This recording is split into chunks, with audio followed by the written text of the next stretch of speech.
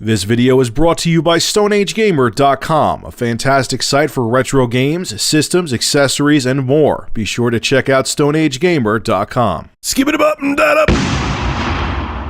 So this news article was sent to me by Maximum RD, aka Rob. You can check out his YouTube channel below in the description. I strongly recommend that you do because he is one of the true drama-free members of the gaming community, and I really enjoy his content. I've known him via YouTube and outside of YouTube for years. He's a very good guy. And that's why when I saw the article that he posted on Facebook, I was shocked shitless. So anyway, you know we're in the days of ebooks and downloading everything in digital distribution, and you never think of going to a library. But maybe one day you're like, you know what? I'm a Harvard student. I'm going to go to the library, do some research, because especially when you're a college student, you got to use their library. So you're going there, you're looking through the books, and you see a book on, maybe you're doing a thesis on Roman poetry, let's say. And you see this book, and you take it out, and you go to check out the book, and you're noticing something weird about the book. It feels really off. The cover feels strange. It's smooth. It's shiny.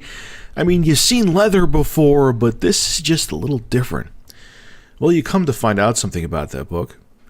It's actually covered in human fucking skin.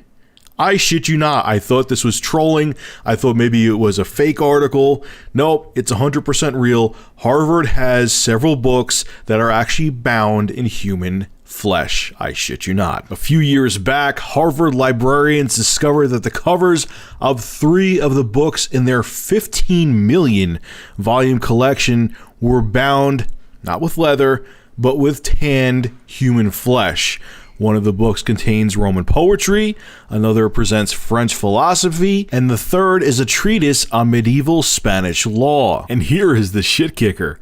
One of the books, the skin on one of the books, is from a guy who was flayed alive, meaning the skin was cut off with him while he still had a pulse. This is what an inscription inside that book had to say. The binding of this book is all that remains of my dear friend Jonas Wright, who was flayed alive by Wovuma on the 4th day of August 1632. King Mbesa did give me the book, it being one of poor Jonas' chief possessions, together with ample of his skin to bind it. Requiescat in pace, which means rest in peace. Here is a picture of one of the books that someone took and put on Twitter. I don't know, man. I couldn't touch one of these damn things. If you could, Godspeed to you. I have a pretty strong stomach, but knowing a book is covered in a dead person's skin, that's just kind of my limit right there. You know what the craziest shit about all this is that it's not something that's totally rare. It actually is a practice that actually has a name. It's a process called anthropodermic bibliopegy. The technique started in the 16th and early 17th centuries, but its history probably goes back even further. One of the earliest examples of a book bound in human flesh was a French Bible from the 1200s. God, man.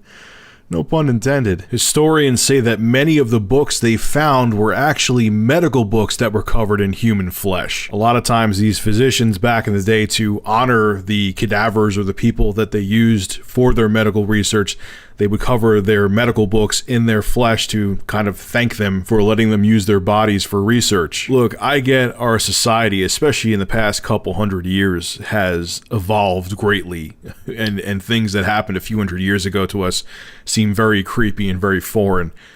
But I can't even picture being alive in like the 15 and 1600s and being a physician and examining a cadaver and thinking, to honor this guy, I'm going to cut off his skin and use it for the outside of my book where I'm writing all my research down in.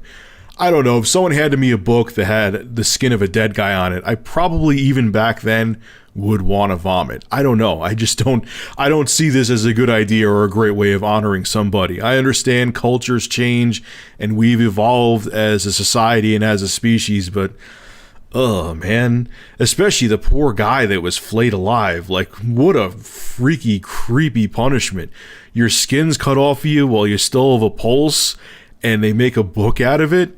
I wonder what happened to him. I wonder what his punishment was. What a way to go.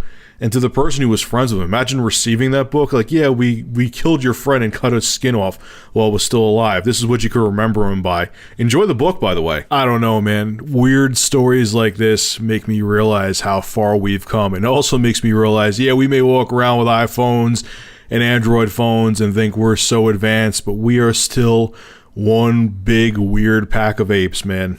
We are definitely animals, no matter how much we try to hide it, period. Alright folks, make sure to rate, comment, favorite, and subscribe, and if you have an interesting news story you would like me to discuss, private message me with a link via YouTube, and if I use your news article, I will give you a shout out in the video and feature your YouTube channel in the description. Have a good one.